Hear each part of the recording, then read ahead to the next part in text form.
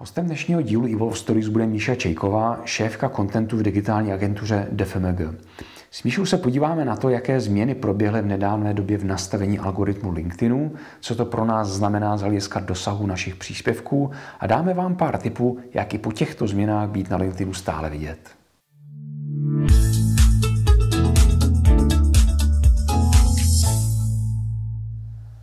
Ahoj, tady je Michal Toman, vítám vás u dalšího dílu našeho pravidelného HR podcastu Evolve Stories. Dneska si budeme povídat o algoritmu na LinkedInu a to protože do dnešního dílu zavítala Míša Čejková. Míšo, ahoj. Ahoj, zdravím. Míšu někteří z vás znáte, protože Míša byla i jedním z hostů na posledním Evolve Summitu.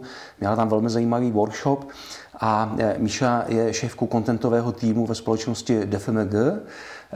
Míšo, možná, my si dneska budeme povídat právě o tom, jak se mění algoritmus na LinkedInu. Budeme si vykládat o tom, jak strukturovat příspěvky a jak vlastně sdílet obsah, aby měl co největší dosah, protože tam jsou některé změny, které jsou poměrně zásadní. Ale ještě než se do toho pustíme, zkus nám říct něco o sobě, o firmě, co děláte, čím se zabýváme, ať tě trošku poznáme. Dobře, tak já začnu asi od firmy. Jak jsi říkal ty, naše agentura se jmenuje Digital First Marketing Group, neboli DFMG. Děláme teda, jak z názvu vyplývá, marketing. Děláme od celých marketingových strategií po správu sociálních sítí, pro weby, vlastně celý takový ten 360-kový marketing.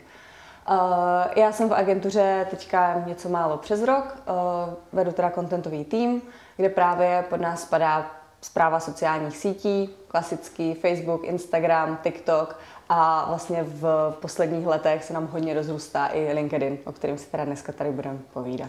Super, takže vlastně jakákoliv firma by cítila, že nemá prostor se starat o svoje sociální sítě, tak přijde firma vašeho typu a vlastně postará se jim o to, aby tam byl nějaký obsah, aby to mělo nějaké výsledky, aby to mělo nějaký dosah a interakci. Určitě, akorát bych to asi neomezovala jen na ten obsah. Vlastně naše agentura je velká, má několik týmů, máme vlastně i strategicko-kreativní tým, takže vlastně celkově jakákoliv firma by chtěla pomoct s marketingem, nastavit vůbec celou strategii marketingovou.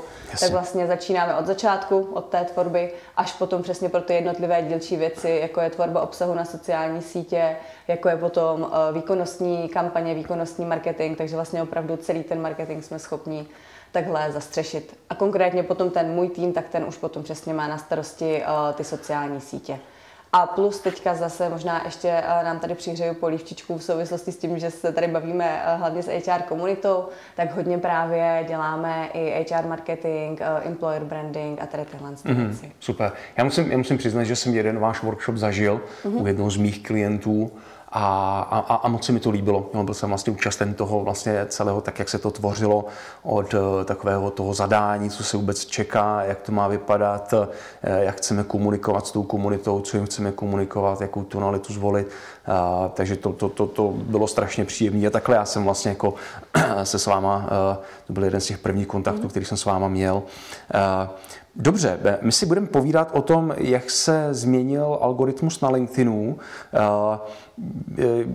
Já věřím, že někteří lidi to vlastně ani nezachytili, protože LinkedIn samozřejmě to sám o sobě promovat nebude, že se snaží víc monetizovat ty svoje služby, takže ty to samozřejmě dělají potichu, ale zkus nám trošičku nastínit, kdy se tyhle ty změny odehrály a jak to vlastně ovlivnilo to naše fungování na LinkedInu. Tak celkově ten LinkedIn se hodně změnil od svých začátků, kdy to byla taková síť hlavně hodně pro HRisty, kde lovili své potenciální zaměstnance a podobně. Ale tu největší změnu, kterou jsme zaznamenali my i jako marketáci, tak se odehrála vlastně v loňském roce, v roce 2023, kdy přesně jak ty si říkal, kdy ten LinkedIn hodně šlápl do toho, že si začal říkat o penízky. Vlastně téměř za všechno, co se tam děje. Tím pádem to velmi poznamenalo firemní profily, kdy v tom vlastně už v nějakém prvním kvartálu toho loňského roku tak nám začaly padat dosahy u firemních profilů a vlastně LinkedIn si tím připravoval nějakou půdu pro to, aby přesně si říkal o peníze za tu reklamu. Co se potom stalo jako v reakci na to, tak na podzim se i v České republice spustila možnost vlastně monetizovat nebo podporovat obsah na osobních profilech. Tím pádem se nám trochu změnilo celé to fungování, museli jsme přenastavit i u klientů strategie celkově té komunikace, kdy už vlastně v tuhle chvíli v podstatě nestačí mít jenom firemní profil, ale je dobré ho podpořit tím, že do té komunikace na LinkedInu zapojíte své zaměstnance a vlastně podpoříte to tady těmito osobními profily. Jo, takže vlastně vzniká takový jako balíček potom, jak vy vzájemně tu komunikaci si podporujete. Ty jsi tam zmínila, že jste vlastně ten minulý rok zaregistrovali poklesy dosahů, ať už u firemních, tak osobních účtů. Jak moc to bylo významné?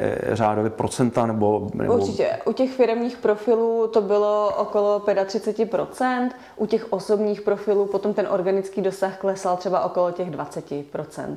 Jo, ale bylo to fakt hodně. U těch firemních to možná bylo i více. To jsem teďka řekla nějaký hrubý průměr, co jsme pozorovali u našich klientů, ale setkali jsme se třeba i s brandy, kde to bylo o 50% dolů. Jasně, takže je to vlastně něco, co jsme historicky zažili u Facebooku, jo, před pár lety, protože tam taky vlastně ten organický dosah začal být potlačován, aby se začaly monetizovat ty placené příspěvky, takže asi v tomhle je to relativně podobný. Jo, ta změna byla opravdu v tom, že do toho loňského roku ten LinkedIn byl síť, kde se dalo moc hezky dosahovat moc hezkých čísel, moc hezkých dosahů pomocí organického obsahu. Což se vlastně loni změnilo a přesně stalo se to zase sítí, že kde opravdu nesypete do toho ty peníze na tu podporu, na to promování těch příspěvků, tak pořád ve srovnání s Metou, s Facebookem, s Instagramem, tak pořád organicky to má lepší čísla, ale už opravdu si to říká o to podpořit. Takže my vlastně i klientům říkáme, že ve chvíli, kdy se rozhodnete dělat obsah na LinkedInu, tak je dobrý už i teďka počítat právě s tím budgetem na to promování těch jednotlivých příspěvků toho obsahu, který tvoříte. To znamená, že se správně chápu, dá se ještě vytvořit slušný dosah čistě organicky, anebo už je to téměř nemožné a je potřeba počítat s tím, že prostě ty finance to spotřebuje? Dá se tvořit hezký čísla i organicky, ale v tu chvíli říkáme klientům, že je škoda, když vám to takhle hezky funguje organicky, to ještě nepodpořit a ty čísla vlastně ještě mnohem zvýšit, ten dosah ještě vlastně jako udělat lepší. Jo, takže máme klienty, kde to organicky je moc pěkný, ale vlastně je to jako hodně, a to si možná budeme povídat potom v další části, je to hodně o tom, jak se kdo tomu LinkedInu věnuje, je to o takovém tom opečovávání toho svýho potom profilu. Ale ještě jenom doplním, firemní profil bez toho budgetu už téměř jako nemá smysl dělat. To je to, co mi vlastně vrtá hlavou. Jestli můžu vlastně vyšívat na tom organickém dosahu a jestli vlastně, když bych si řekl, jakou měrou dokážu ovlivnit ten dosah, tak jestli opravdu, když budu trávit 10 hodin denně nad tím, že budu vymýšlet, jak pozbudit ten organický obsah, tak jestli opravdu to nepřebije prostě jeden placený příspěvek, který vlastně vymaže všechny tady tu aktivitu a já budu poměřovat čistě, kolik času jsem utratil a kolik peněz jsem utratil za ten čas, oproti tomu vlastně, co mi ušetřil ten jeden placený příspěvek. Ony jsou to dost spojité nádoby, protože určitě LinkedIn je pořád postavený na tom kvalitním obsahu. To je třeba, ono to asi platí jako napříč těmi sociálními sítěmi, ale u toho LinkedInu obzvlášť, kdy on opravdu ty příspěvky hodnotí na základě toho, jak kvalitní, jak relevantní obsah vy přinášíte. A potom on vám vlastně organicky jako pomůže ten příspěvek posunout a tím pádem potom ta čísla jsou jako lepší, i když to potom podpoříte tou částkou. Takže ano, kdybych měla odpovědět, tak je určitě důležitý na LinkedInu zamýšlet se nad tím, jakým způsobem se ten obsah tvoří, co tam vlastně budete říkat a jakým způsobem se na tom LinkedInu budete chovat. Dá se vůbec nějak obecně definovat, co je dobrý dosah, když za váma přijde někdo, kdo vlastně v tomhle vůbec nemá ponětí a řekne, jak vlastně poznám, že ten můj dosah už je dobrý a nebo ne? Jo, nedokážu říct tady konkrétní číslo, protože to samozřejmě záleží na tom, s čím ten klient přijde. Pokud přijde a začíná od nuly, tak tam budou ty čísla úplně jiný, než když je to profil, který už nějakým způsobem funguje. Záleží taky samozřejmě na oboru, jo, na vlastně skupinu, na jeho cílovou skupinu, na kterou chce cílit. Takže určitě tady nedokážu říct žádný jako univerzální číslo, který by bylo platný pro všechny. Je to opravdu o tom se na to potom individuálně podívat. A spíš možná sledovat víc ten posun, ten růst a vůbec nějaký ten vývoj. Přesně. Ono jako je dobrý si i říct, než začnete ten obsah tvořit, co od toho LinkedInu vlastně chcete. Jo, ty cíle můžou být úplně různý. Je to budování svého osobního brandu, chceme na tom LinkedInu prodávat, chceme tam budovat vztahy s potenciálními klienty. Jo, je opravdu důležité se nad tím zamyslet a tomu i potom přizpůsobit ten obsah. Dobře. Co tedy máme dělat jinak? Pojďme si teďka tady udělat takovou rychlou kuchařku, jak se na tom LinkedInu chovat jinak, aby ten náš organický dosah měl co nejvyšší efektivitu. Já bych tady tohle asi rozdělila do 2 částí. V té první části bych začala tím přesně, jak se chovat na tom LinkedInu, abychom podpořili, abychom si trošku získali ten jeho algoritmus na svoji stranu. A v druhé části si potom můžeme říct nějaký tipy vyloženě konkrétně k tomu obsahu, jak by měl vypadat. Ano. Takže když začnu tou první částí, tak co má LinkedIn rád, tak když se opravdu jste na té síti aktivní. Když tam trávíte nějaký čas, když interagujete vlastně s tou vaší komunitou, kterou tam máte vytvořenou. Co to znamená? Jsou tam nějaký, když řeknu teďka, nevím jestli 5, ale pár bodů, které je určitě důležitý dodržovat. Co je jedna z nejzásadnějších věcí, tak publikovat pravidelně. Jo, ve chvíli, kdy to rozjíždíte, tak je dobrý mít nějaké jako reálné očekávání. I když děláme třeba s různými firmami, rozjíždíme ambasadoring, kde se zapojují různí zaměstnanci, tak jsou na začátku často namotivovaní, řeknou, já budu dělat 8 příspěvků měsíčně a málem každý den bych tam chtěl něco dávat ze začátku a podobně. Snažíme se to brzdit, snažíme se opravdu nastavit tu pravidelnost. Minimum za mě je zhruba ten příspěvek týdně, takže 4 příspěvky měsíčně. A opravdu je důležité tady tu pravidelnost zachovat. LinkedIn nemá rád, když publikujete nepravidelně. Takže pravidelnost. Ve chvíli, kdy potom vlastně už ten příspěvek máte nachystaný a chcete ho vypostovat, tak moc hezky pomáhá tomu příspěvku potom těm jeho dosahům. Když předtím, než ho vypublikujete, tak strávíte nějaký čas zase na té síti, okomentujete někomu vlastně z vaší skupiny nějaký jeho příspěvek, někde dáte nějaký srdíčko, nějaký like, zároveň třeba si i projdete vaše žádosti o spojení, případně vy navážete nějaké další spojení a potom až vypublikujete ten příspěvek. To stejné platí potom, když ho vypublikujete, tak je zase fajn ten den se zase na tu síť ještě odpoledne potom vrátit a zase tam být trošku aktivní. Jo, ten LinkedIn prostě fakt chce a má to i za nějaký asi teďka cíl, aby tam vznikala ta komunita těch jako reálných lidí, kteří spolu jsou v té interakci. A jestli správně teda Míšo rozumím, to znamená, že to, že se takhle vlastně aktivně chovám na LinkedInu, sdílím, lajkuju, komentuju, pravidelně publikuju, držím tam nějakou pravidelnost, ale už jenom to, že tam někoho komentuju, lajkuju a sdílím nějaký obsah, tak to samo má vliv na to, jak LinkedIn bude zobrazovat nějaký můj článek. Přesně tak. Nějaký ten vlastně tvůj konkrétní obsah, který publikuješ. Jo, a je to potom vztažený vlastně na ten konkrétní příspěvek, ale i potom některé ty věci jsou vztažené i na ty jako další příspěvky. Jo? Tady když třeba už jsme docela v detailu, ale ve chvíli to je docela zajímavý, že vlastně LinkedIn nějakým způsobem vyhodnocuje, co ten jako tvůj příspěvek vzbuzuje v těch jeho potenciálních čtenářích. Jestli pro něho má nějakou informační hodnotu, je pro něho nějakým způsobem edukativní a vzbuzuje v něm nějaké pozitivní emoce, tak on si to pamatuje.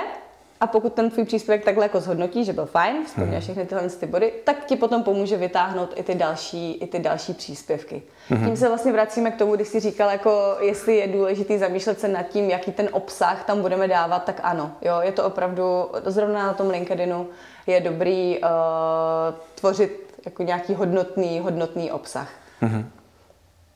Dobře, tak je to všechno k té první části, nebo tě tam ještě k té první části něco napadá?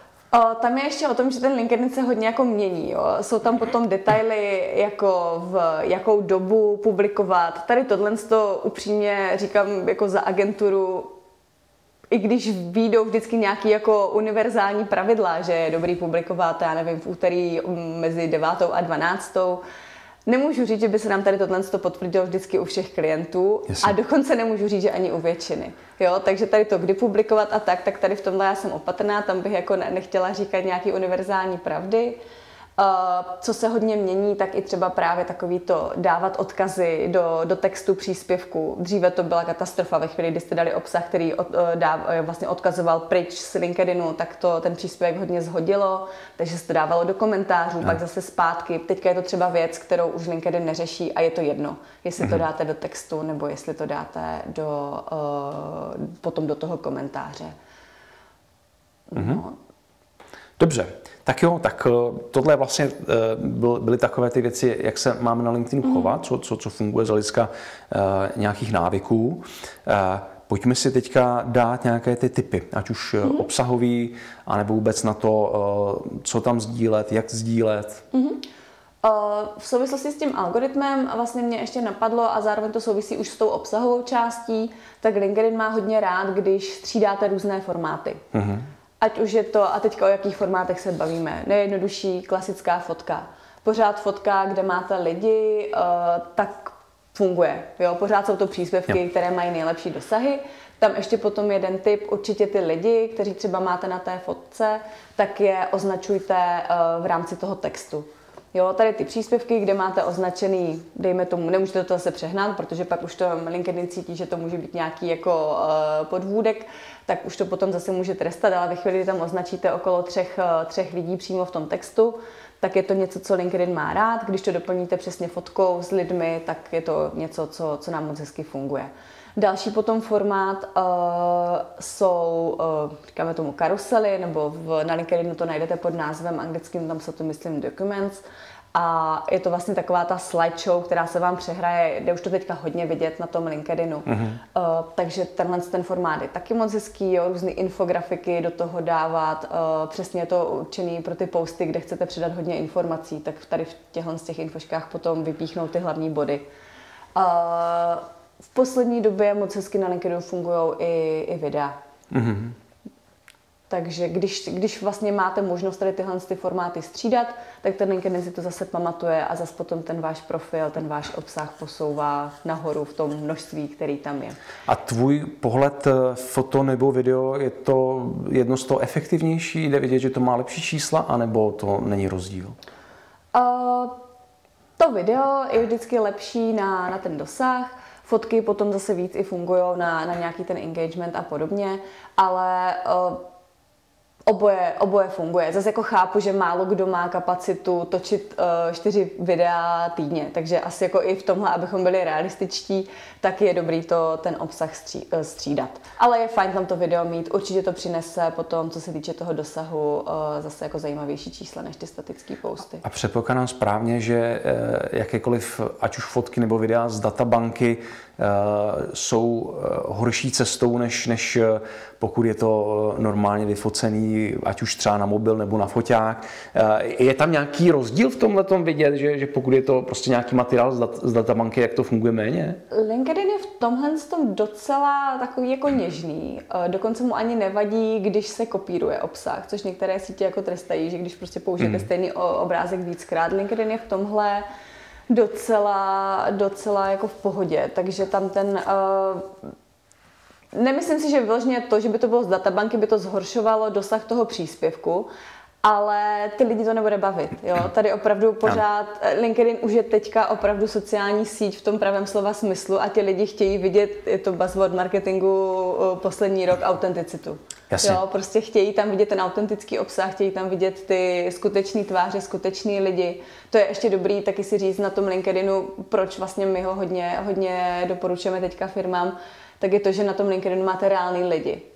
Jo, opravdu oni tam vystupují pod svým jménem, dozvíte se tam o nich strašně moc informací, dozvíte se, kde pracují, kde studovali a vlastně je to potom i super z hlediska toho cílení, že si můžete velmi hezky z toho jako vytáhnout úzkou skupinu, na kterou chcete cílit ten váš obsah. Jasně. Jo, tohleto asi souhlasím, že i tak, jak člověk scrolluje přes nějaký LinkedInový feed, tak samozřejmě jakýkoliv obrázek připomíná databanku, jo, je to něco prostě takového umělého, unifikovaného, tak si myslím, že člověk má větší tendenci to přeskrolovat a jet dál. Jo, nepřitáhne to ty oči. No. Dobře. Jak ty příspěvky třeba mají být dlouhý, jo? Často si lidi hodně hrajou s takovou tou jako úvodní větou, která je vlastně v tom náhledu, takový ten úvodní catch, jo? Aby tam zacílil na ten clickbait, jo? Tak jak dneska vidíme, že to je vlastně to, co spousta lidí jakoby cíluje. Jak tohleto vidíš? Tohle je dobře a myslím si, že tohle je asi jako nejzásadnější věc, co se týče tvorby obsahu snad kdekoliv. Jo, opravdu i na tom LinkedInu první 1, 2, maximálně 3 řádky je to nejdůležitější. Prostě tam, když ty lidi nemáte, tak už je nedostanete. A co i říkám klientům nebo i komukoliv, kdo píše si ten obsah sám, tak nespolíhejte na to, že ti lidi budou rozklikávat číst více, more, jo, prostě nebudou. Vy je musíte je hodně zaujmout, pokud je těma prvními 3 řádky, první větou. Za mě první věta je opravdu nejdůležitější a přesně pokud byste si s něčím v rámci té tvorby obsahu měli pohrát, tak je první 2 věty. Protože to je ten okamžik, kdy máte šanci toho čtenáře jako udržet a potom jako k němu dostat i ten další obsah. Takže ano, určitě. Za mě doporučuji i dát si jako jednu hlavní myšlenku, kterou v tom textu chcete říct. Protože ve chvíli, kdy jich tam máte potom hodně, tak ten prostor v rámci toho jednoho příspěvku není tak velký a už je to potom zmatený. A zároveň i říkám klientům, že si tím vystřílí témata. Yeah. Že si to prostě můžou schovat a rozdělit si to na více. Takže za mě mít jednu myšlenku, opravdu zaměřit se na ty první 3 řádky a ten text strukturovat do nějakých odstavců, líp se to čte, ti čtenáři se v tom potom lépe zorientují. Co se týče nějaké délky, tam se to mění v souvislosti s tím, co k tomu vlastně přikládáte za obsah. Jo, někomu velmi dobře fungují i třeba delší pouze textové, takže pokud nechcete k tomu dávat fotku, video, nic, tak klidně si můžete rozepsat. Ve chvíli, kdy potom k tomu máte fotku, tak už ty texty můžou být kratší a ve chvíli, kdy máte video, tak tam opravdu stačí už velmi, velmi krátký komentář, protože tam ty oči přitáhne to samotný video. Oni samozřejmě existují i přímo statistiky na počet znaků, ale je to jako velmi, velmi orientační. Jednu věc, kdybych měla říct, co nedělat, tak je to nepřesdílovat obsah od někoho jiného, bez toho, aniž byste k tomu přidali jakýkoliv svůj vlastní komentář. Ono obecně, to sdílení není úplně jako, vám to ničemu nepomůže, trošku tím podpoříte toho člověka, od kterého ten obsah sdílíte, ale jako vám to na tom vašem profilu nic nepřinese a pokud už si nemůžete pomoct a něco z toho LinkedInu někoho jiného chcete přesdílet, tak tomu napište aspoň 300 znaků, aspoň ty 2-3 věty, ať to má jako zase nějaký význam. Protože ve chvíli, kdy k tomu nic nedáte, tak ten příspěvek jakoby nebyl. On prostě zapadne v tom množství toho obsahu, který tam je.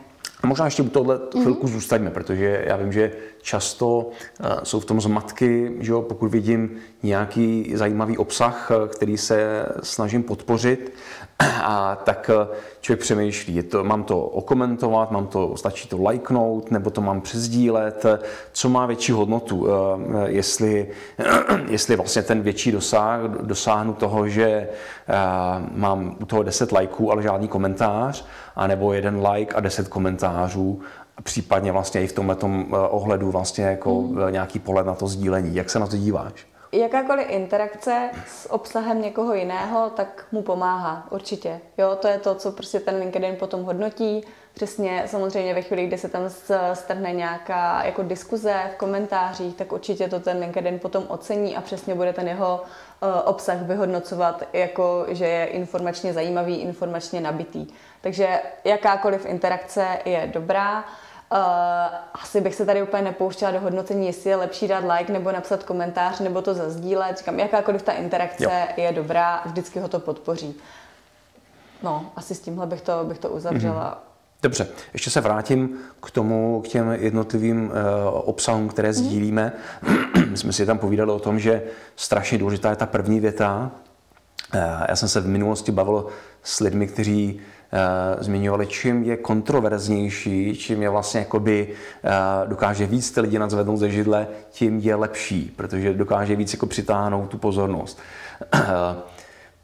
Jak ty se na to díváš? Protože samozřejmě to, co se nám potom děje, to jsou přesně ty novinové titulky, když čteme, ať už jsou to nějaký online deníky nebo tištěné noviny, tak je to vlastně snůžka prostě zvláštních jako headlineů, který jenom křičí vlastně, aby zaujali. Tak na druhou stranu asi to nemůžeme ignorovat, protože to samozřejmě asi je vyzkoušený něco, co vlastně s tím podvědomím funguje. Jak je tohleto vlastně funkční a důležitý? Tady tohle asi obecně platí všude, jo? Jak jsi říkal, přesně, čím je to kontroverznější, čím je to něčím jako unikátnější, tak tím to určitě více přitáhne ten zrak. Na tom LinkedInu, ale já bych se znova vrátila k té autenticitě. Jako každý máme nějaký svůj způsob vyjadřování, na který jsou ti lidi zvyklí. A já si myslím, že i my, když právě spravujeme osobní profily spoustě lidí, tak je naším hlavním cílem to, aby to bylo jako uvěřitelné, že si to píšou oni sami. Jo, takže snažíme se s nima, nebo vlastně podmínkou pro tady ty naše spolupráce, které s našimi klienty máme, tak je to se s nimi bavit osobně a vlastně jako nasát ten jejich styl vyjadřování, ten styl komunikace a ten potom přenést i na ten LinkedIn. A to je to, co vlastně já jako i doporučuji všem klientům, kteří na workshopech, kteří si to rozhodli si vlastně ty sociální sítě nebo ten LinkedIn spravovat sami, aby si to zkusili to, co napsali, říct jako nahlas. Protože často se stane to, že člověk nějakým způsobem mluví a pak si sedne k tomu počítači, k té klávesnici a říkáme tomu, že se z něho stane jako Masaryk. Začne používat slova jako pakliže a když to a podobně a pak už to není uvěřitelný. Jasně. Takže trošku jsem odběhla od té otázky, ale určitě být jako autentický i tady v těchhle z těch jako headlinech, v těch větách, které mají přitáhnout. Nemyslím si, že člověk musí být za každou cenu kontroverzní. Pokud tam prostě nabídne téma, o kterým se ti lidi chtějí bavit, tak nemusí jít do žádný kontroverze. Ale jako obecně pravidlo ano, čím je ten headline titulek kontroverznější a podobně, tak má větší klikovost jak v médiích, tak na kterékoliv jiné síti. Ale nemyslím si, že by se tím lidi měli jako svazovat a stresovat, aby jako vymysleli za každou cenu něco kontroverzního nebo vtipného. Prostě opravdu ta přirozenost na tom LinkedInu funguje. Ještě jsem se chtěl zeptat, co je lepší? Já vím, že asi mi řekne, že je lepší používat kombinaci, ale pohled na firemní a osobní účet. Protože často se potkávám i s tím pohledem, že lidi nechtějí číst firmy, ale chtějí číst vlastně konkrétní lidi. Nebo chtějí je následovat, že daleko víc funguje opravdu ten fyzický člověk, ke kterým máme nějakou vazbu, nějaký vztah.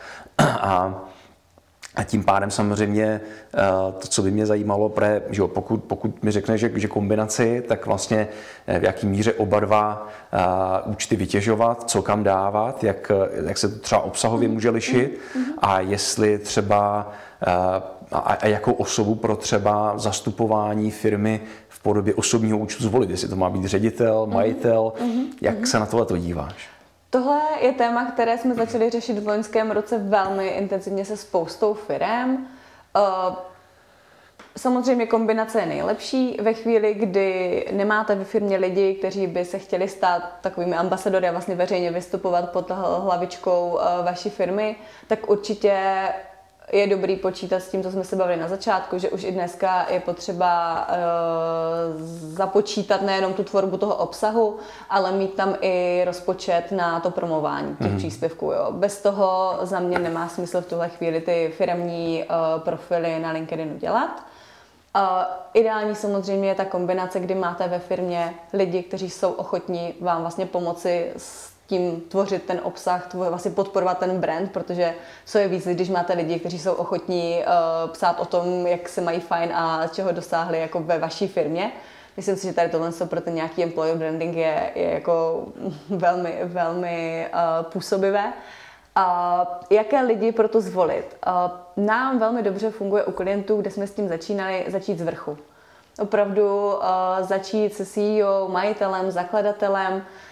Ti lidi si toho všimnou, jo? Přestože to je jako LinkedIn, kde ještě pár měsíců zpátky to bylo, že to jako nemá takovou třeba hodnotu, tak opravdu dneska už ti lidi si toho všimnou A u vlastně spousty našich klientů se stalo to, že se potom začali zajímat o to, začali třeba sami být aktivnější. A už mě vidím to třeba i u nás v agentuře. U nás taky začalo se z vrchu a vlastně dneska už komunikuje jako spousta lidí na svých profilech a úplně nenásilně vlastně tím pomáhají podporovat ten brand firmy, ale samozřejmě i ten prodej, jo, protože mluví o konkrétních službách, produktech, které my nabízíme.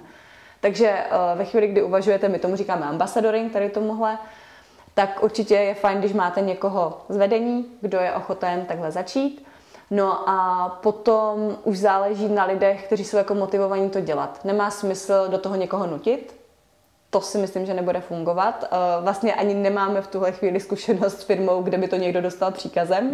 Všude to bylo opravdu na dobrovolné bázi. U jedné firmy jsme dělali to, že jsme opravdu dostali seznam několika set zaměstnanců a my jsme procházeli jejich profily a vybírali jsme ty, kteří byli aspoň trochu aktivní a ty jsme potom vlastně oslovovali, jestli by nechtěli jít jako do toho celofiremního ambasadoringu. Takže ty cesty jsou různé, záleží samozřejmě taky na velikosti firmy. Je dobrý to namíchat, jo? Mít tam právě přesně lidi různých úrovní, různých pozic. Ale zase záleží na tom cíli, záleží, proč ten LinkedIn, proč ten ambasadoring chcete dělat. Jo, pokud prostě chcete přitáhnout do firmy mladí lidi, tak asi dává smysl zapojit do toho ambasadoringu mladí lidi. My potom, co děláme, tak se vlastně snažíme i nějakým způsobem propojovat ty témata té firemní komunikace a té komunikace těch jednotlivých lidí. Vlastně, co máme zkušenost, tak nikde to nebylo tak, že by měli vyloženě ti ambasadoři nalinkovaný, že musí se držet tady těchhle z těch témat, ale vždycky třeba aspoň jedno téma měsíčně je nějaký takový jako celofiremní, ale většinou se jim snažíme, nebo i to doporučujeme těm firmám, dát jim svobodu, jak to téma uchopí, jo, aby vlastně ho odkomunikovali. A co je taky jako fajn, mít pro ten ambasadoring strategii. Jasně. Jo, přesně, vědět cíl, vědět, co od toho chceme a mít třeba definovaný nějaký jako komunikační pilíře. Ono i těm lidem se potom tvoří lépe ten obsah, když se mají čeho chytit. My tomu říkáme prostě udělat si takový jako 4-5 šuplíků a do těch si potom rozhazovat jednotlivý témata. Dobře. To, co mi tam ještě, Míšo, běží hlavou, my jsme si říkali v průběhu toho našeho povídání, že je důležitá pravidelnost. Říkali jsme si, že alespoň prostě 4krát měsíčně nějaký obsah vypustit ven. Znamená to, že vlastně jakýkoliv obsah vypustím ven, už bych měl v budoucnu přemýšlet pouze vlastně nad ním, takže ho musím finančně podpořit, anebo je to nějaká kombinace a musím si říct, že tohle nějaký můj redakční plán, tohle to chci za měsíc vypustit ven a u nějakého procenta se rozhodnu to podpořit finančně a u některých nechám ten obsah čistě organický. Jak se na to díváš takhle? Záleží na velikosti budžetu, který máme na tu podporu. Ve chvíli, kdy ho máme omezený, tak já bych doporučila si vypíchnout opravdu ta témata, která považuji za důležité a ty potom podpořit. Záleží ale taky jako na různých strategiích, jo? Protože třeba někteří lidé potřebují zasáhnout více cílových skupin. Tím pádem se potom ten budget jako rozkrájí a každý jde jako na tu jinou část. Takže zase je to fakt o tom se třeba i pobavit s tím marketákem na začátku, co od toho LinkedInu očekávám a podle toho přesně si rozmyslet, jakým způsobem rozdělit ten budget a jakým způsobem ho utratit. Kolik peněz bych měl očekávat, že mi bude stát finanční podpora jednoho postu, aby to mělo nějaký efekt? Zase strašně záleží na velikosti toho konkrétního profilu, toho, co tím chceme dosáhnout. Minimální částka, a teďka doufám, že se to nezměnilo, ale minimálně do nedávna to tak bylo vlastně 10 euro na den na ten příspěvek. Jo, ale vlastně přemýšlím, co tady ta informace řekne lidem. Jo. Jasně. Spíš se na to možná ještě pojďme podívat jinak. Pokud nás poslouchá někdo a běží mu hlavou otázka, pokud bych chtěl všechno dělat tak, jak mám, jaký rozpočet mám očekávat, že musím uvedení obhájit, aby to mělo smysl? Na tu podporu toho Na tu obsahu. Podporu, dejme tomu třeba za měsíc. V tuhle chvíli, tím, že vlastně LinkedIn, to podporování těch příspěvků, teďka se bavíme na těch osobních profilech, tím, že je to pořád ještě v začátku, tak my v tuhle chvíli máme klienty, kde opravdu začínáme v řádu jako nižších tisícovek. Jo, když bych to měla úplně plácnout, tak třeba 5 000 na ten měsíc je nějaká jako částka, se kterou už se fakt ty dosahy fakt jako tím hrozně vyletí, nebo dosahy tady, dobře, ještě abych byla přesná, tak v rámci vlastně toho placeného obsahu nám to více pomáhá než s dosahem, tak spíš s engagementem, jo, se zapojením těch lidí a podobně. Takže 5 000 je taková už jako částka, se kterou se dá pracovat, ale říkám, zase nechci se tady jako tím zavázat, záleží na velikosti profilu, záleží na cílech, jak velkou cílovou skupinu chceme zasáhnout, čeho tím chceme docílit a podobně. Ale jako máme i klienty, kde ty částky jsou i nižší, jo? Takže myslím, že nějaké 2-3 tisíce tam taky jsou. A takhle, jakákoliv částka se odrazí v tom dosahu. Jasně, jasně. Dobře, no tak jo, tak já si myslím, že jsme to probrali od A do Z i do nějaké té finanční představy. Je tam něco, co jsem ještě opomenul zmínit, nebo cítí, že to máme pokrytý kompletně? Já mám hlavně ještě jednu věc, kterou jsem četla zrovna včera, konkrétně o LinkedInu. A já nejsem moc dobrá na čísla, ale mám pocit, že jsem četla, že pouze 1% uživatelů na LinkedInu je opravdu aktivních.